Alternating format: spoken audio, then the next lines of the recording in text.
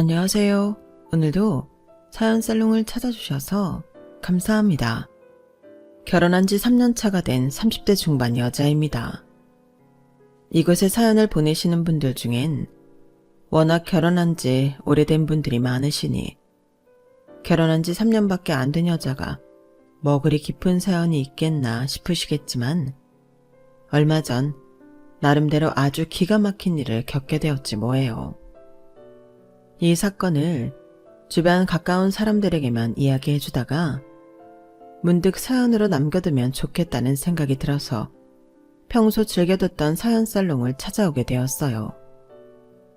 시댁 때문에 스트레스 받으시는 분들이 있으시다면 함께 스트레스를 날려보길 바라면서요. 이야기를 시작하기에 앞서 제가 결혼하기 전 정말 크게 착각했던 부분이 하나 있었는데요. 바로 시댁이라는 범위에 대해서였어요. 결혼 전 막연하게 생각했을 때 시댁 식구들 하면 바로 떠오르는 게 먼저 시부모님 그리고 남편의 형제 자매들이잖아요. 보통은 우리나라 정서상 시댁살이를 한다고 하면 시부모님이 가장 비중이 높고 그 다음이 시누이다 보니까 자연스럽게 생각을 못했던 존재가 있었어요. 바로 동서라는 존재였어요. 남편과는 2년간의 연애 끝에 결혼을 하게 되었는데요. 남편에게 남동생만 하나 있다는 걸 알게 되고서 내심 방심을 했던 것 같아요. 친한 친구들이 까칠하고 별난 시누이들 비위 맞추느라 고생하는 모습을 워낙 많이 봐와서 제 손이 시누이가 없다는 사실만으로도 안심이 되더라고요. 그렇다고 시부모님이 별나냐? 그런 것도 아니었어요. 제가 결혼하던 당시 기준으로는 남들보다 결혼을 조금 늦게 한 편이라 주변에서 이런저런 조언들을 정말 많이 들었거든요. 그중 하나가 결혼 이야기가 나오기 전에 꼭 시부모님 될 분들을 먼저 배워라는 거였어요. 사실 결혼을 하든 안 하든 교제하는 사람의 부모님을 뵌다는 게 그리 마음 편한 일은 아니잖아요. 그래서인지 늘 기피하게 됐었는데 시부모님 될 분들을 먼저 뵙고 결혼을 하니 더 좋았다는 친구의 조언을 듣고 깊이 새기게 되더라고요. 시부모님 되실 분들이 좋은 분들이든 나쁜 분들이든 먼저 뵙는 게 큰 도움이 된다는 건 사실인 것 같아서 저도 꼭 그런 자리를 가져야겠다는 생각을 했어요. 남편과는 20대 끝자락에 만나서 결혼 이야기가 오가지 않을 수 없었기에 더더욱 그랬죠. 하지만 한편으로는 걱정이 되는 것도 사실이더라고요. 실은 제가 20대 내내 다니던 회사를 때려치고 남편을 만났을 즈음엔 제 공방을 준비하고 있을 때였거든요. 제품 디자인 관련 직무로 회사를 다니고 있었는데 원래 전공은 도예 쪽이었어요. 현실과 적당히 타협하고 디자이너라는 직무를 선택하고 커리어도 제법 괜찮게 쌓았지만 직장생활 자체가 잘 맞는 편도 아니었고 일에 흥미도 잃어가면서부터 자꾸 잊고 있던 꿈이 생각나더라고요. 그래서 회사 생활을 하면서 모아뒀던 돈과 퇴직금으로 공방을 차렸어요. 그때는 오래 만나고 있던 애인과도 헤어진 상태라 정말 제 삶을 전환할 무언가가 필요했거든요. 그래서 차마 못 이루고 있던 꿈이라도 이뤄보고 싶었어요. 지금이 아니면 더 이상 도전할 수 없을 것 같다는 생각에 금방 실행에 옮겼죠. 그렇게 정신없이 바쁘던 와중에 친구의 소개로 지금의 남편을 만나게 됐어요. 머릿속에 온통 도자기 생각밖에 없었기 때문에 연애는 완전히 우선순위에서 밀려나 있었지만 친구의 지인으로 참석했던 남편은 첫눈에 봐도 호감이 가는 다정한 사람이었어요. 보통 사람들은 크게 관심을 갖지 않는 도예 공방에 대해서도 관심을 가지고 질문해줬고 공방에도 놀러와 보고 싶다고 말하더군요. 친구들조차도 별로 관심 갖지 않던 제 공방을 궁금해해주는 사람이 처음이라 저도 많이 들떴어요. 처음 놀러온 날은 꽃다발도 선물해줬고 등을 다는 것도 도와주었어요. 공방이 너무 예쁘다며 자주 놀러 오겠다기에 인사치레로 하는 말인 줄 알았는데 제가 운영하는 원데이 클래스에도 말없이 신청을 했더라고요. 제가 하는 일에 관심을 가져주는 친절하고 다정한 남자에게 사랑에 빠지지 않고는 못 배겼죠. 사실 남편에 대해 어떤 사전 정보도 없이 친구와의 술자리에서 본 게 전부였는데 정말 자연스럽게 호감을 가지고 만나게 된 것 같아요. 돌이켜보면 그때가 제 인생에서 가장 행복했던 시기였던 것 같아요. 좋아하는 일을 도전하고 좋아하는 일을 지지해주고 관심 가져주는 사람과 사랑에 빠졌으니까요. 연애하는 기간 내내 남편이 워낙 좋은 사람이라 시댁 식구들에 관한 걱정도 딱히 없었어요. 딱 봐도 가족끼리 너무 화목해 보였고 하나뿐이라던 남동생과도 몇 번 식사를 했거든요. 그래도 친구들의 조언을 잊지 않고 연애한 지 1년이 넘었을 때는 남편의 부모님과 식사하는 자리를 한번 가졌어요. 혹시나 있을지도 모를 반전에 긴장을 많이 했지만 다행히 제가 걱정했던 일은 일어나지 않았어요. 어쩜 이렇게 예의도 바르고 참한 처녀가 우리 아들이랑 만날까? 둘이 정말 잘 어울리네. 보기 좋아. 우리 동욱이랑 오래 만났으면 좋겠네. 감사합니다. 저희 예쁘게 만날게요. 그래. 도자기 공방을 운영한다면서? 내 꿈이 예쁜 예술가 며느리 하나 얻는 거였는데 공방에 한번 놀러 가봐도 되니? 엄마. 무슨 며느리예요. 부담 주지 마요. 왜? 오래 만나서 며느리까지 되면 더 좋지. 안 그러니? 그렇게 말씀해 주시면 저는 너무 감사하죠. 공방에 한번 놀러 오세요. 제가 예쁜 도자기 세트 빚어서 선물로 드릴게요. 어머 정말? 너무 좋네. 꼭 놀러 갈게. 고마워. 제가 좋아서 선택한 일이지만 직업 자체가 불안정하다 보니 남자친구 쪽 부모님께서 과연 달가워하실지 의문이었는데 만나 뵙자마자 그런 걱정은 눈 녹듯 사라졌어요. 오히려 너무 좋아해 주시더라고요. 별로 잘해드린 것도 없는데 저를 너무 좋게 봐주시고 예뻐해 주셔서 감사할 따름이었어요. 어머님도 아버님도 저를 워낙 잘 챙겨주셔서 감사한 마음에 두 분께서 좋아하실 만한 술잔이나 화병 등을 빚어 선물해드리곤 했죠. 그렇게 평탄하고 안정적인 연애 속에서 하루하루를 보내고 있던 중 도련님께서도 사귄 지 1년 정도 된 애인을 어머님 아버님께 소개시켜드렸다는 소식이 들려오더라고요. 도련님 여자친구분은 어떻대? 당신도 같이 만나봤어? 나도 같이 만났지. 땡땡 생활관광이라고 큰 기업에 다니는 모양이야. 어머, 거긴 당연히 나도 알지. 와, 도련님 능력 좋으시네. 그러게.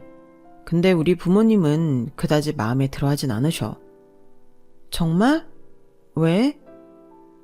일단 당신이랑 동갑인데 동생보다는 연상이기도 하고 동생보다 좋은 회사를 다녀서 그런지 동생을 좀 대놓고 무시하더라고. 부모님 앞에 계신데도 그랬어? 그러니까 문제지. 사실 둘이서만 있을 때 그러면 우리가 어떻게 알겠어.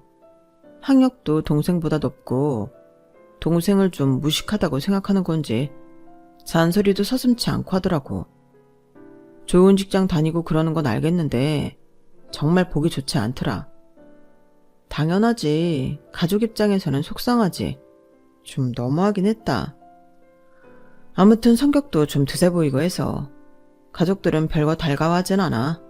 당신도 만나보면 알겠지만. 남편한테 처음 이야기를 들었을 때만 해도 심각하게 생각하진 않았어요. 원래 시부모님 연세쯤 되는 어르신들께서는 여자가 남자보다 능력이 좋으면 아들 기가 죽는다며 좋아하지 않으시는 게 흔한 일이었으니까요. 그래서 도련님 여자친구에게 문제가 있다기보단 시부모님께 의외의 면이 있구나 했어요. 많이 열리신 분들이라 생각했는데 옛날 분들이시긴 하구나. 새삼 깨달은 느낌이었다고 해야 할까요? 연애할 때는 동서랑 만날 일도 그럴 걱정도 없다 보니 그때 들은 얘기는 제 머릿속에서 금방 잊혀졌어요. 하지만 도련님이 1년 정도 연애를 끝마치고 돌아온 결혼하고 싶다는 의사를 밝히면서 남편네 집안이 발칵 뒤집혔죠. 이게 무슨 소리야? 너 아직 30도 안 됐는데 무슨 결혼이야 결혼은? 남자들은 요새 더 늦게 간다던데. 엄마, 지금이야 그렇지만 지금부터 준비해서 내년에 결혼하면 30이에요. 저야 안 급하다고 해도 누나는 30대가 훌쩍 넘어서 하루라도 빨리 결혼하면 더 좋을 상황이라고요. 누나가 많이 불안해해서 결혼을 서두르는 게 좋을 것 같아요. 무슨 말 같지도 않은 소리야. 연애한 지 1년도 안 된 것들이 결혼은 무슨 결혼. 며느리 되래가 우리 마음에나 들으면 모를까. 아직은 너무 빠르다. 좀 더 만나보고 결정해도 늦지 않아. 엄마, 그냥 허락 좀 해주세요. 직장도 좋고 학력도 좋은데 뭐가 문제예요? 결혼은 그런 조건이 전부가 아니다. 사람이 됨됨이가 되어야지. 그 애는 너무 오만하고 자기밖에 모르는 애야. 네가 사람 볼 줄을 알아야 말이지. 좀 더 겸손하고 예의를 갖춘 아이를 만날 수는 없는 거냐? 형 연애는 지지해 주셨잖아요. 왜 저만 반대하시는 건데요? 그 애랑 같니? 말이 나와서 하는 말인데 둘이 나이도 같은데 왜 그 애 쪽만 결혼을 그리 급하게 서두르느냔 말이야. 결혼도 순서가 있는 거지. 니네 형이 결혼하기 전엔 절대 안 돼. 어머님 아버님께서 아무리 반대해도 도련님이 듣지 않자 급기야는 저희 핑계까지 대면서 도련님의 결혼을 막아보려 하신 모양이었어요. 저희 커플이 결혼을 하기 전까지는 절대 먼저 결혼하면 안 된다는 게 조건이었어요.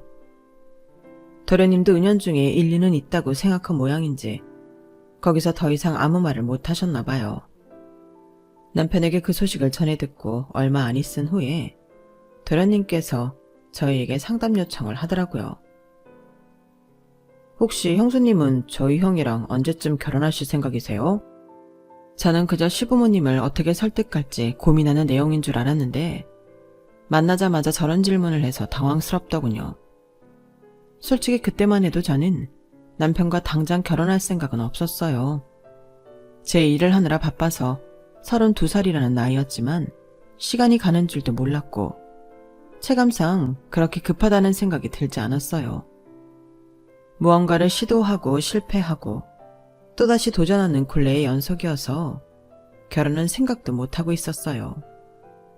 제 개인적인 욕심이긴 했지만 무리해서 공방을 차린 만큼 저희 가족에게도 주변에 제 꿈을 지지해준 사람들에게도 제 힘으로 무언가를 성취해내고 이 업계에서 제대로 자리 잡는 모습을 보여주고 나서 결혼하고 싶었거든요. 남편 역시 언젠가 결혼을 한다면 저와 하고 싶다고 이야기하긴 했지만 급할 거 없다는 입장이었고 제가 마음의 준비가 될 때까지 기다려주겠다고 약속해놓은 상태였어요. 그래서 시동생의 질문을 듣고는 둘 다 벙찔 수밖에 없었죠. 우리는 1, 2년 정도 더 만나고 결혼할까 했는데 왜 그래? 보다 못한 남편이 먼저 말문을 텄어요. 대답을 들은 시동생은 예상치 못한 답변이었는지 사색이 되더군요. 만난 지 꽤 됐고 형은 나이도 있으면서 뭐하러? 슬슬 결혼해도 되지 않아? 그건 우리가 정하는 거지 임마. 그런 건 갑자기 왜 물어? 엄마가 우리 먼저 결혼해야 된다고 해서 그래? 그런 거 신경 쓰지 말고 정 결혼하고 싶으면 먼저 해. 우린 그런 거 상관 안 하니까. 그래요. 먼저 결혼하고 싶으면 먼저 하세요. 저흰 괜찮아요. 형도 봤잖아. 엄마 아빠 서슬 펄해져서 형 장가가기 전까진 절대 안 된다고 하는 거. 형수님이 못 보셔서 그래요. 어차피 결혼하실 생각이시면 1, 2년 빨리 한다고 달라지는 것도 없잖아요. 오히려 돈도 빨리 모을 수 있고 좋으실 거예요. 다시 생각해 주시면 안 돼요? 도련님이 너무 애걸복걸 매달리시니 참 난처하더라고요. 결혼 날짜를 땡기는 거야 생각지 못한 일이긴 해도 크게 어려운 일은 아니었지만 저희도 저희만의 속도가 있는데 그런 부분에 대한 존중이나 배려는 전혀 없이 본인 속도에만 맞춰달라고 하니 난처했어요. 야, 이게 그렇게 떼쓴다고 될 일이야? 우리도 다시 이야기를 해봐야 하는 일이고 재수씨도 이 사람이랑 동갑이라며?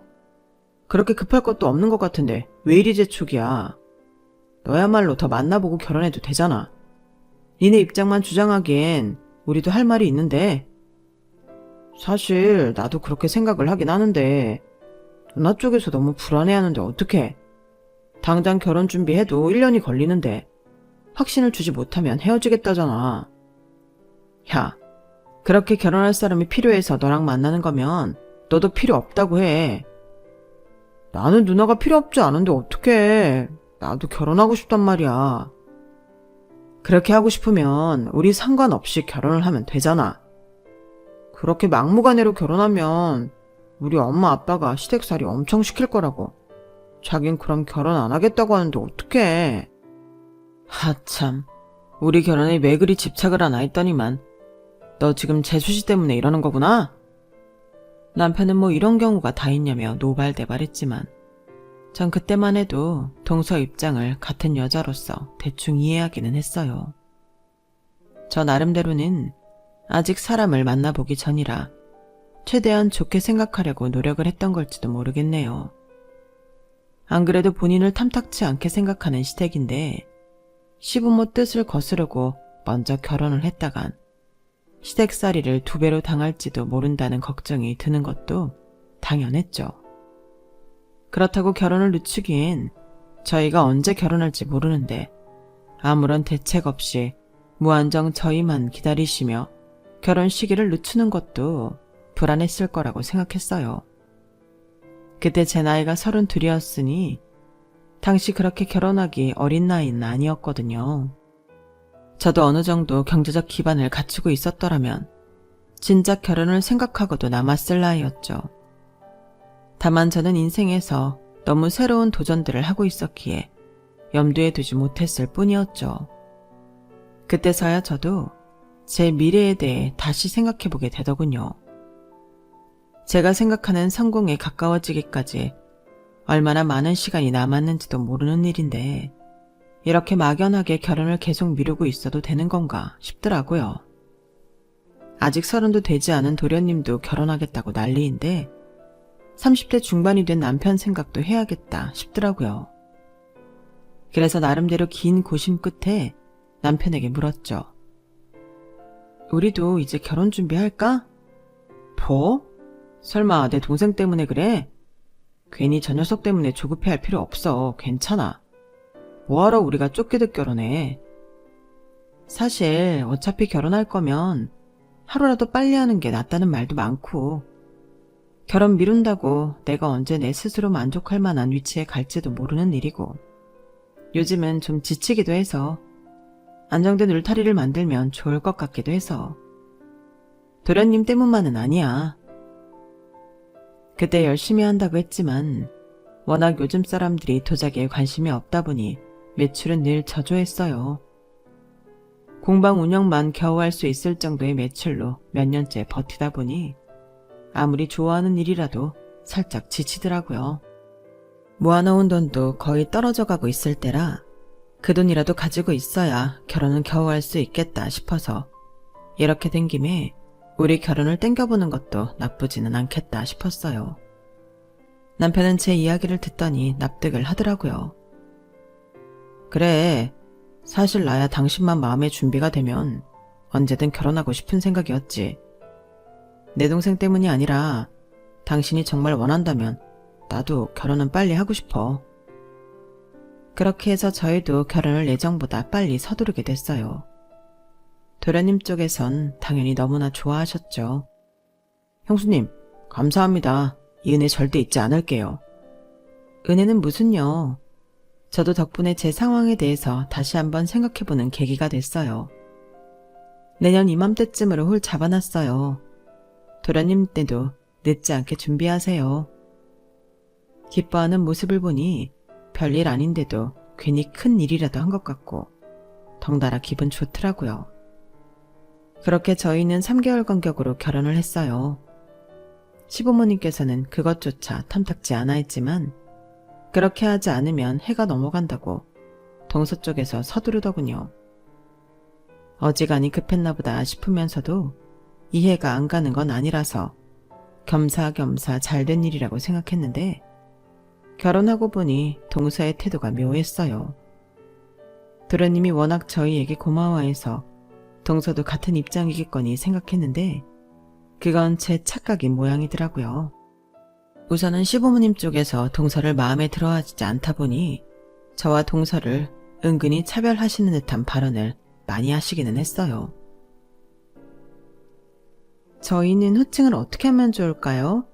동갑끼리는 보통 서로 동서라고 부른다고 하던데? 네, 그럼 그렇게 하는 게 좋겠네요. 동서가 먼저 호칭 정리에 대해 말을 꺼내기에 저도 딱히 형님 소리 듣고 싶은 욕심은 없어서 서로 편하게 호칭하는 걸로 정리를 했는데 어느 날 저희 대화를 듣던 어머님께서 끼어드시더군요. 뭐야, 둘째 넌 왜 첫째한테 동서동서거려? 형님이라고 불러야지. 어머님, 저희 동갑이라서 서로 동서라고 부르기로 정리했어요. 동서는 무슨 동서? 아무리 동갑이라도 먼저 결혼했고 어엿한 남편의 형 부인인데 형님이라 존칭을 해야지. 네? 어머님, 그래도 동갑인데 제가 어떻게 형님 거려요? 그러면 서로 불편하죠? 그렇죠, 동서? 네, 어머님. 저는 호칭은 크게 상관없어요. 서로 불편하게 부르는 것보다는 그냥 편하게 부르는 게 좋아요. 너희끼리는 괜찮다고 해도 다른 어른들이 보기엔 영 껄끄러운 일이다. 둘이 있을 때만 그렇게 호칭을 하든가 하고 적어도 다른 식구들이 있을 때는 예의를 지켜서 호칭하는 게 맞다. 알겠니? 네. 그전까지는 조금 어색하기는 했어도 별다른 문제는 없던 사이였는데 호칭이 형님으로 바뀌고 나서부터는 동서가 묘하게 저한테 틱틱거리는 느낌이 들더라고요. 아무래도 그 일 때문인 것 같아서 저도 신경이 쓰이고 불편해서 어머님께 따로 부탁도 드려봤어요. 어머님, 요즘은 호칭을 그렇게까지 하지 않으니 좀 이해해 주시면 안 될까요? 동서가 저를 형님으로 부르는 걸 많이 어색해하는 것 같아서요. 걔는 적당히 선을 그어놓지 않으면 날뛰레다. 호칭이라도 제대로 정해놔야지. 안 그러면 후회할 거야.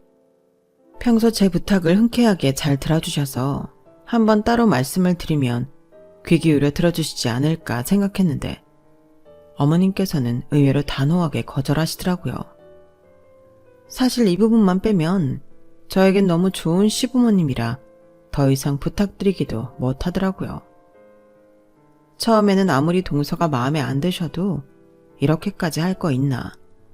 정말로 동서가 도련님보다 좋은 조건이라서 괜히 마음에 그러시는 건가? 혼란스러웠어요. 동서가 시댁에는 마음 붙일 곳이 하나도 없을 것 같아 안쓰럽기도 했고요. 그래서 동서를 나름대로 잘 챙겨주려고 만날 때마다 선물이나 상품것도 챙겨주고 했죠. 처음 한두 번이야 딱히 돌려받을 생각 없이 챙긴 거지만 그렇게 서너 번이 넘어가니 정말 쓱 받기만 하는 동서가 좀 의아해지기 시작했어요. 그도 그럴 게 몇 번의 명절을 함께 보내게 되면서 동서가 본인 회사에 대해서 엄청난 자부심을 가지고 있는지 늘 자기 자랑을 했거든요. 얼마 전에 친구한테 여기 포도를 선물 받았는데 너무 맛있더라고. 동서랑 도련님도 좀 먹어보라고 챙겼어. 어머, 포도요? 아, 안 그래도 회사에서 명절 선물로 샤인머스켓을 보내줬는데 엄청나게 맛있더라고요. 그거 먹다 보니 일반 포도는 좀 맛없게 느껴지긴 하던데. 어쨌든 맛있다니까 잘 먹을게요. 회사에서 샤인머스켓도 보내줘? 회사 좋다. 그쵸? 이래서 여자건 남자건 대기업을 다녀야 한다니까요? 형님도 옛날엔 회사 다니셨다면서요. 왜 때려치신 거예요? 나는 지금 하고 있는 공방일이 너무 하고 싶어서 관뒀지. 얘기 못 들었구나? 아, 그래요? 근데 그 공방일이 재밌어요? 그냥 앉아서 하루 종일 도자기만 빚는 거 아니에요? 그런 건 취미로 해도 되잖아요. 먹고 살 만한 기술이라고 할 수 있나? 지금은 돈이 안 되니까 취미 수준이긴 하지. 돈이 되게 만들어야지. 세상에 좋겠다. 아주버님이 돈을 잘 버시니까 형님은 그냥 공방 운영이나 하면서 여유롭게 사셔도 되겠네요. 근데 그거 팔리긴 팔려요? 요즘 누가 도자기를 그렇게 사나 싶어서요. 그렇게 잘 팔리진 않아. 그래서 취미 수준이라고 한 거잖아. 어머머, 맞다. 그러네요. 아니, 사실 저는 여자도 능력이 있어야 된다고 생각하거든요. 남자 능력에 기생해서 사는 여자들 진짜 별로라고 생각하거든요. 뭐라고? 그런데 형님 보고 생각이 바뀌었지 뭐예요. 진짜 부럽다. 그런 생각 드는 거 있죠? 그렇게 놀면서도 잡동산이나 하루에 한두 개 팔아도 시부모는 예술가라고 칭송해주지. 남편은 뻣빠지게 번 돈 갖다 바치지. 좀 무능력하긴 해도 남들 보기에 그럴듯해 보이는 일 하나 하면 적자가 나오든 어떻든 사람들은 잘 모르고 멋있다고 해주니까요. 그런 인생도 나쁘지 않아 보이네요. 동서, 그건 그냥 날 깔보는 말이잖아. 나한테 기분 나쁜 일 있으면 말을 해. 어머? 깔본 거 아니에요, 형님. 전 그냥 형님을 보면 제가 살아온 인생이 좀 허탈해서 그래요. 이런 대접 받으려고 그렇게 열심히 공부해서 좋은 기업 간 게 아닌데. 이런 조건으로 저보다 조건 안 좋은 남자한테 시집 오면 시댁에서 좀 떠받들어 줄 줄 알았더니 웬 잡상인 같은 일이나 하고 있는 형님을 더 대접해주고 있으니까 제 입장에서는 좀 화가 나서 그래요. 동서는 말하기 전에 생각이란 걸 안 해? 어머님이 왜 그렇게 대하는지 잘 생각을 해봐. 조건이고 뭐고 말을 그런 식으로 하는데 누가 동서를 이뻐하겠어. 아니 형님, 형님이 저처럼 살아보지 않았는데 어떻게 제 마음을 아시겠어요? 나보다 조건도 낮은 남자, 그래도 나이가 어리니까 눈 감고 결혼하기로 했는데 그마저도 예쁜 나이에 결혼하고 싶었는데 누구 때문에 날짜도 밀리고 제가 억울해서 살겠냐고요. 동서는 그야말로 나사가 한번 풀리면 최소한의 선도 없이 하고 싶은 말을 다 하는 성격이었어요. 남편이 처음 동서를 보고 온 날 얼버무리듯 자세히 말하지 않았던 동서의 평가가 어떤 것이었는지 그제야 알겠더라고요. 사람을 대놓고 무시한다거나 드세 보인다는 성격이 바로 이럴 때 나타나는 거였어요. 그전까지는 별로 느낄 새가 없다가 본인이 화가 나고 부당하다고 생각하니 이렇게 거침없이 본성이 튀어나오더라고요. 제가 봐왔던 시부모님은 두 분 다 굳이 아들보다 조건이 좋은 며느리를 질투하실 성품이 아니셨는데 그동안 이해되지 않던 것들이 이해되기 시작했어요.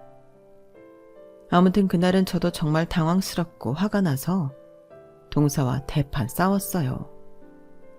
그렇게까지 제가 하는 일에 대해 비난하고 깔보는데 제가 굳이 참을 이유는 없더라고요. 그렇게 크게 싸운 후에는 필요 이상의 말은 섞지 않았어요. 다른 것도 아니고 제가 사랑하는 일에 대해 그렇게 모욕적인 말을 들으니 참을 수 없더라고요. 그래서 그때부터는 제 일에 더욱 매진했죠. 단순히 도자기를 빚고 굽는 것만이 아니라 어떻게 하면 요즘 사람들도 관심을 가질 만한 걸 할 수 있을까 하는 생각이요. 그래서 원래 제가 만들던 정통 도자기보다는 좀 더 작은 도자기를 만드는 데 집중했어요. 도예를 일상생활에 접목하기 위해 보다 현대적인 디자인을 추가해 화장품 공병 세트를 만들었어요. 동양풍의 디자인에 현대적인 물품의 결합이 더해져서인지 시간이 지나니 조금씩 반응이 오더라고요. 구매하고 당장 쓸 수 있을 정도로 실용적인 것들이다 보니 예전보다 판매량도 훨씬 늘었어요. 그렇게 아름아름 도자기를 좋아하시는 분들 사이에서 제 브랜드를 알아봐 주시는 분들이 조금씩 생겼어요. 그러니 어쩌다 한번 열었던 공방 원데이 클래스에도 신청자가 점점 늘더라고요. 미세한 변화였지만 제게는 아주 큰 것이었어서 일을 하는 성취감과 재미가 더 커져만 갔어요. 그러다 보니 단골도 생겼어요. 저희 단골들 중엔 중후한 미를 가지신 한 노부인이 계셨어요.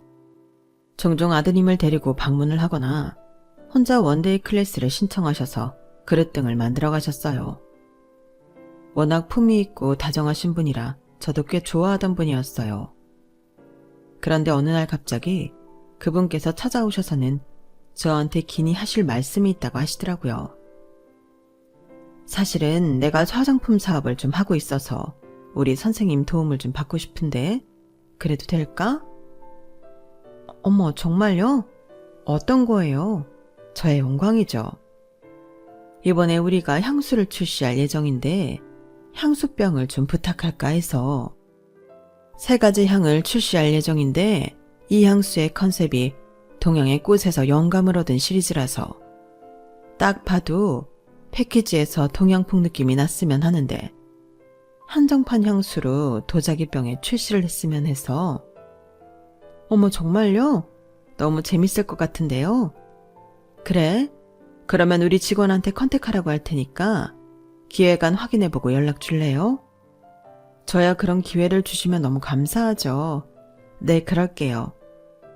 사업가이신 줄은 미처 상상도 못했는데 덕분에 재미있는 기회를 얻게 됐어요. 기획안을 보니 정말 제 취향이더라고요. 제가 잘할 수 있고 자신 있는 컨셉이었기에 망설이지 않고 뛰어들게 됐죠. 남편도 제가 새로운 프로젝트를 맡게 되니 브랜드 이름을 더 알릴 수 있겠다고 기뻐하더라고요. 그렇게 새로운 기회를 향해 한 발걸음 내딛고 있느라 시댁일은 까맣게 잊고 있을 때쯤 어머님께서 연락이 왔어요. 첫째야, 잘 지내지? 요즘 일하느라 많이 바쁘다면서. 네, 어머님. 한번 찾아뵈어야 하는데 정신이 없었네요. 죄송해요. 바쁜 게 좋은 거지 죄송하기는 뭘. 다른 게 아니라 얼마 전에 들었는데 말이다. 둘째랑 크게 싸웠다면서. 아, 정말 그 애 때문에 못 살겠다. 혹시 네가 그것 때문에 마음이 상해 못 오고 있는 걸까봐 문득 걱정이 들었지 뭐니. 어머, 아니에요 어머님.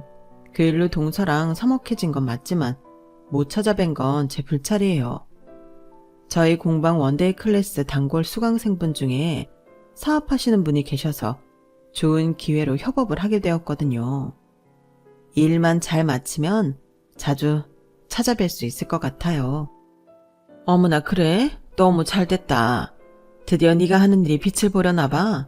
우린 너 믿고 있었잖니. 워낙에 손재주도 좋고 감각도 뛰어나니 잘 해낼 수 있을 거야. 응원해 주셔서 감사해요, 어머님. 일 잘 마무리되면 제가 또 예쁜 도자기 세트 선물해 드릴게요. 아우, 말로만 들어도 고맙네. 그럼 바쁜 일 끝나면 연락 주렴. 네. 어머님과는 그 정도 안부 인사를 주고받고 그 뒤로는 정말 일에만 매달렸어요. 시댁에서도 제 사정을 아니 굳이 저를 찾지는 않으시더라고요. 그 점이 참 감사했어요. 나중에 계약서를 검토하면서 보니 제가 협업하는 회사는 놀랍게도 한국에서 이름만 들으면 다 아는 아주 큰 화장품 회사더군요. 이게 대체 무슨 우연인지 동서가 다니는 회사더라고요. 단골 손님이었던 분께서는 경영진 중 한 분이셨어요. 알게 된 순간부터 손이 벌벌 떨리더라고요. 제가 이런 반응일까봐 처음부터 숨기셨다고 웃으시며 분위기를 풀어주셨어요. 프로젝트가 마무리되고 출시만을 앞두고 있을 쯤이 되자 어느 정도 마음에 여유가 생겼어요. 소상공인 브랜드인 저희 도자기 브랜드와 유명 화장품 기업과 콜라보를 한다는 소문이 퍼지자 문의가 압도적으로 많이 들어왔고 적지만 직원도 몇 명 뽑게 되었죠. 그렇게 일이 한참 잘 풀리고 있던 어느 날 어머님께서 연락도 없이 갑자기 공방에 찾아오셨더라고요. 어머, 어머님, 연락도 없이 어쩐 일이세요? 요즘 워낙에 바쁘잖니. 알면서도 한번 들여다보질 못해 미안한 마음이 커서. 직접 만든 도시락인데 챙겨 먹거라. 세상에, 뭐 이런 걸 다 주시고 그러세요. 너무 감사해요. 잘 먹을게요. 네 거 사는 김에 둘째 것도 좀 쌌어. 회사가 이 근처지? 전해주고 같이 먹을 수 있으면 같이 먹거라. 네? 동서랑요?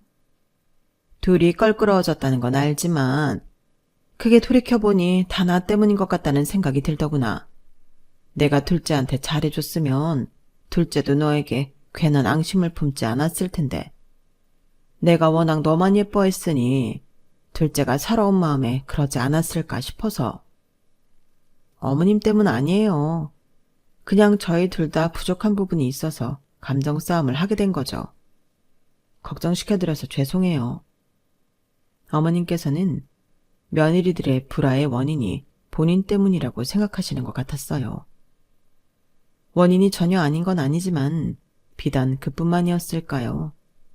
애초에 동서의 이해심이나 인품이 거기까지밖에 되지 않았으니 저를 시기하고 못된 말도 서슴지 않고 해서 이렇게 된 것인데 말이에요.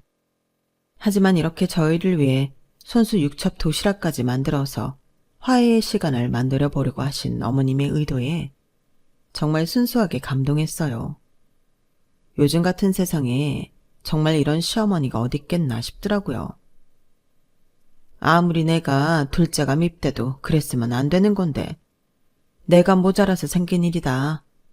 수습을 너한테 부탁하는 것도 참 미안하지만 그래도 가족이라는 게 평생 얼굴 마주보고 살아야 하는 것인데 이렇게 갈수록 대면대면해져서야 쓰겠니?